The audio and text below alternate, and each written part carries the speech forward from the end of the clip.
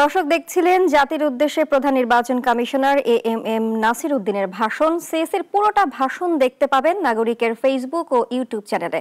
চলে যাচ্ছি পরের সংবাদে। আগামী নির্বাচনে জনগণকে হ্যাঁ না ভোটের বিষয়টি বোঝানো বড় চ্যালেঞ্জ বলে মনে করেন তথ্য ও সম্প্রচার মন্ত্রণালয়ের সচিব মাহবুবা ফারজানা। সচিবালয়ে এক মতবিনিময় সভায় সচিব এ কথা বলেন। এ চ্যালেঞ্জ মোকাবিলায় জনসংযোগ কর্মকর্তা এবং আঞ্চলিক তথ্য কর্মকর্তাদের গুরুত্বপূর্ণ ভূমিকা পালন করতে হবে বলেও জানান তিনি। বলেন, আগামী জাতীয় সংসদ নির্বাচন সুষ্ঠু, গ্রহণযোগ্য ও স্বচ্ছতার সাথে করতে সরকার বদ্ধপরিকর। এ ব্যাপারে সরকারকে সর্বাত্মক সহযোগিতা করতে হবে। গত 15 বছরের নির্বাচন নিয়ে জনগণের তিক্ত অভিজ্ঞতা আছে জানিয়ে সচিব বলেন, জনগণকে নির্বাচন এবং ভোট কেন্দ্রে আসার ব্যাপারে আগ্রহী করে তুলতে হবে।